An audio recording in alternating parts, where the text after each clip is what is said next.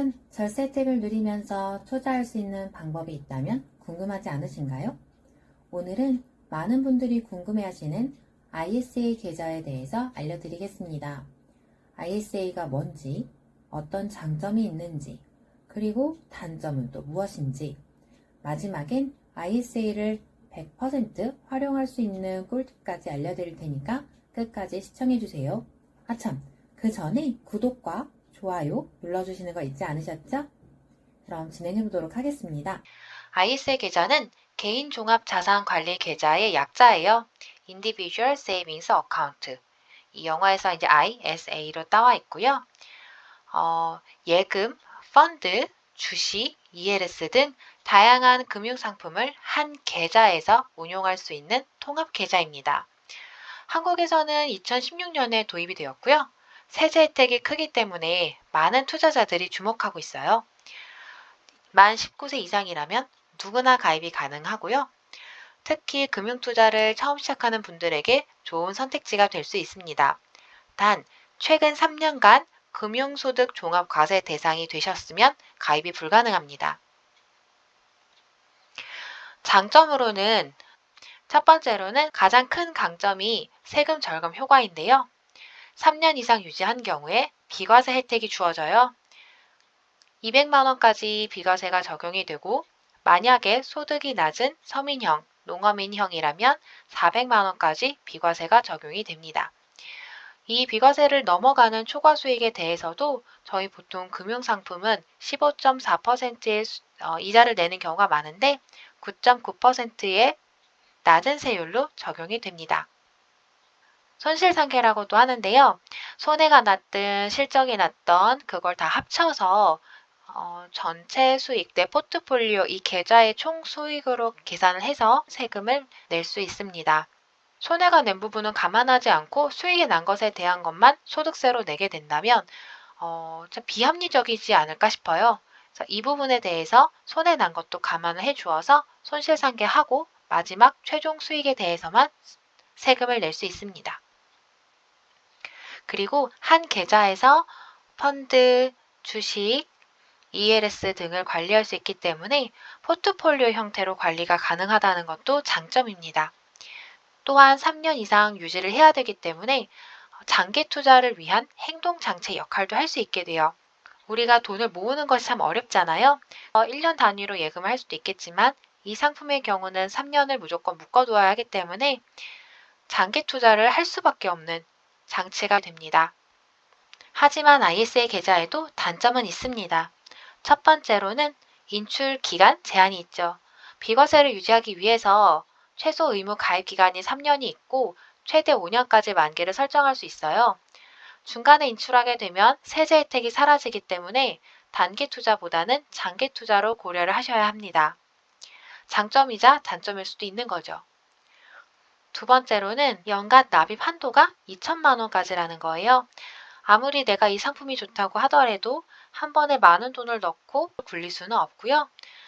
1년당 최대 납입할 수 있는 금액이 2천만 원이고 3년 만기를 잡으셨다면 6천만 원, 5년 만기를 잡으셨다면 최대 1억까지만 이 계좌에서 굴릴 수 있습니다.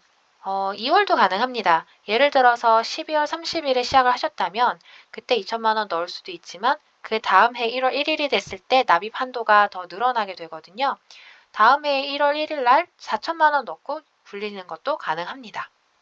그리고 마지막 단점은 바로 한국 증시에 상장된 금융상품만 가능하다는 것입니다. 뭐 이제 이 경우는 주식과 ETF 같은 것들이 해당이 될 것 같은데요.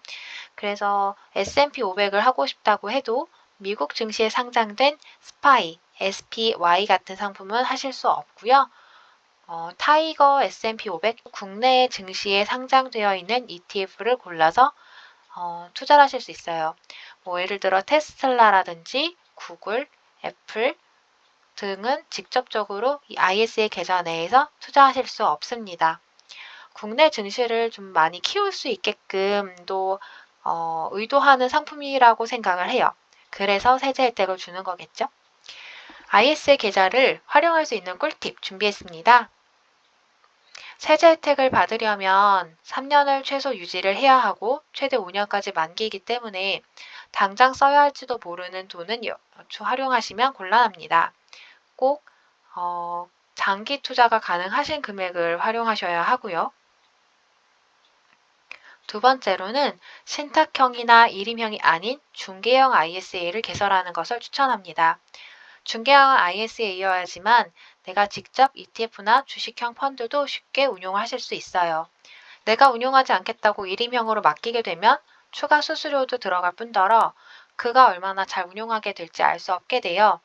제가 특히 중개형 ISA로 개설하기를 추천을 드리는 이유는 퀀트라든지 세상에는 다양한 전략들이 많이 존재해요. 수익이 좋은 전략들이 존재하기 때문에 제가 그래서 자산 배분 퀀트 투자를 좋아하기도 하고 자산 배분 퀀트 투자를 이 중개형 ISA로 운용을 하시면 세금 혜택까지 훨씬 더 많은 수익을 가져가실 수 있습니다. 마지막으로는 ISA가 만기가 됐다면 IRP 계절 이전이 가능합니다. IRP 계좌 같은 경우는 납입 한도가 정해져 있는데요. ISA 계좌가 만기가 되어서 넘어가는 금액은 IRP의 연간 납입 한도에 포함되지 않습니다. 그래서 퇴직연금으로서의 나중에 세금을 좀 더 절세할 수 있는 효과가 있겠죠. 물론 이 경우는 퇴직연금을 계속 활용하실 때 이야기고요. 3년에서 5년 후에 쓰셔야 되는 돈은 IRP에 넣으시면 안 되겠죠. 그럴 때는 200만원 또는 400만원의 비과세를 활용하시고 9.9%의 낮은 세율로 세금을 납부하신 이후에 활용하시면 되고요. 바로 IRP로 이전하시는 경우에는 이 세금 또한 면제가 되고 나중에 퇴직연금에 연금으로 수령할 때의 연금소득세로 낼 수 있게 됩니다. 오늘은 ISA 계좌의 장점과 단점을 함께 살펴봤습니다. ISA는 세제 혜택이 크고 다양한 자산을 한 계좌에서 운용 가능하지만 인출 제한이 있고 장기적으로 유지해야지만 세금 혜택을 받을 수 있다는 점도 꼭 고려하셔야 해요.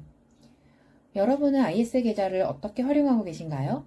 댓글로 여러분의 생각을 공유해주세요. 이 영상이 도움이 되셨다면 좋아요와 구독 잊지 마시고 더 유익한 금융정보로 다시 찾아오겠습니다. 그럼 다음 영상에서 만나요.